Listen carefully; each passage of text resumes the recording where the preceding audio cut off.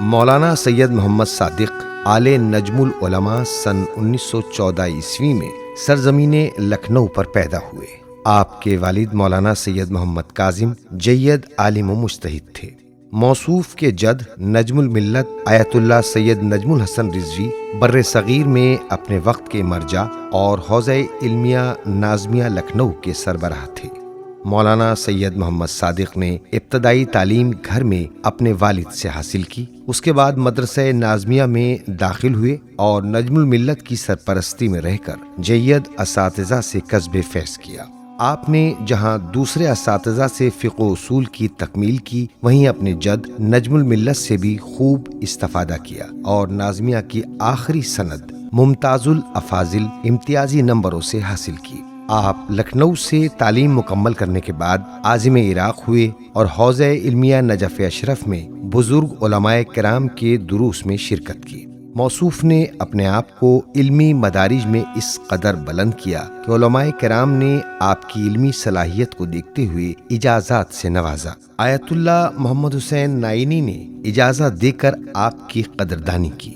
آیت اللہ نائینی اجازے میں تحریر فرماتے ہیں، بے شک مولانا نجم الحسن کے پوتے فاضل خبیر سید محمد صادق کو میں نے اجازے کا اہل سمجھتے ہوئے اجازہ عطا فرمایا۔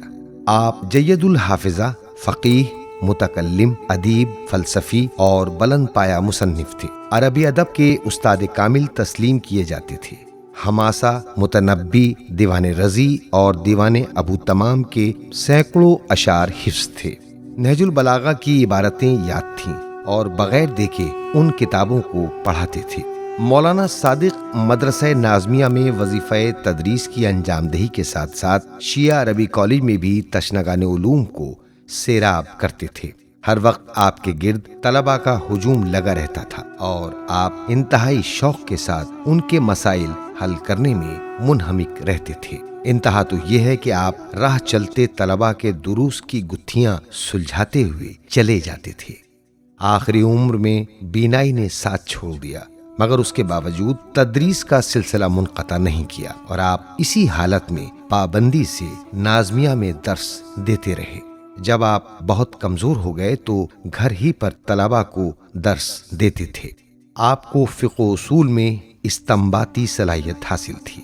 فسخ نکاح مجنون کے سلسلے میں آپ نے رسالہ تحریر کیا۔ جب اسے مفتی اعظم سید احمد علی نے ملاحظہ کیا تو اجازہ نقل روایت تحریر فرمایا، جس میں آپ کی فقہی استنباطی صلاحیت کا بھی اعتراف تھا۔ آپ کی بلند پایہ شخصیت علمی حلقوں میں معروف تھی۔ تدریس اور تحریر دونوں میں کمال حاصل تھا۔ آپ نے ہر موضوع پر قلم اٹھایا اور سینکڑوں مضامین رسالوں میں شائع ہوئے۔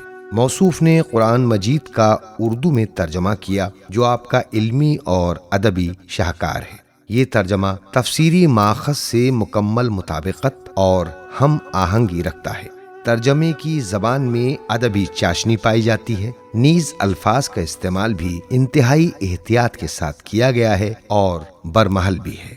مولانا محمد صادق کی دیگر تالیفات میں ترجمہ نہج البلاغہ، وجود حجت، ترجمہ صحیفہ علویہ، ہاشمی جواہر پارے، حقیقت مساوات، دیوان عربی اشعار، مولود حرم اور شہید کربلا وغیرہ کے نام لیے جا سکتے ہیں۔ جہاں آپ مدرس، مؤلف اور محقق تھے، وہیں عربی، فارسی اور اردو زبان کے بہترین شاعر بھی تھے۔ موصوف کی اعلیٰ درجے کی شاعری کا اندازہ نغمۃ الفؤاد اور نشید الاقبال سے لگایا جا سکتا ہے۔ ان رسالوں کو عربی نظم سے فارسی نظم میں ترجمہ کیا گیا ہے۔ آپ کے شاگرد مولانا ظہیر عباس مدرس جامعہ نازمیہ تحریر فرماتے ہیں کہ استاد محترم نے کلاس میں ایک موقع پر اپنے طالب علمی کا تذکرہ کرتے ہوئے بیان فرمایا کہ لکھنؤ یونیورسٹی کے شعبہ علوم مشرقیہ میں دبیر ماہر اور عالم کے لیے اختبار ہوتا تھا۔ میں بھی اختبار کے لیے گیا تو ممتحن نے عربی عبارت دی اور اس کا مطلب بیان کرنے کو کہا۔ میں نے مصلحتاً سکوت کیا تو ممتحن نے سوال کیا کہ اس کا مطلب آپ کو نہیں آتا؟ تو میں نے جواب دیا، مجھے خوب آتا ہے، بس یہ سوچ رہا تھا کہ اس کا مطلب عربی نثر میں بیان کروں یا عربی نظم میں، فارسی نثر میں بیان کروں یا فارسی نظم میں، اردو نثر میں بیان کروں یا اردو نظم میں۔ ممتحن میرے اس جواب سے سمجھ گئے اور کہا آپ کا اختبار ہو گیا، بیان کرنے کی ضرورت نہیں ہے۔ آپ بہت منکسر المزاج اور متواضع شخصیت کے مالک تھے۔ مزاج میں بلا کی سادگی پائی جاتی تھی۔ بے پناہ صلاحیتوں کے باوجود شہرت اور ناموری سے دور رہتے تھے۔ اللہ نے آپ کو 2 بیٹیاں اور 3 بیٹے عطا فرمائے، جو بعد میں سید محمد حامد، سید محمد ماجد اور سید محمد عاقل کے نام سے پہچانے گئے۔ مولانا محمد صادق کی علمی میراث کے وارث آپ کے پوتے مولانا رضا کاظم پرنسپل سید المدارس امروہہ ہوئے۔ آخر کار یہ علم و عمل کا آفتاب 28 مارچ سن 1984 عیسوی کو لکھنؤ میں غروب ہو گیا۔ شہر میں غم کا ماحول چھا گیا۔ چاہنے والوں کا مجمع آپ کے شریعت کدے پر جمع ہو گیا۔ تشییع جنازہ میں مومنین، علماء اور طلاب کرام نے کثیر تعداد میں شرکت فرمائی۔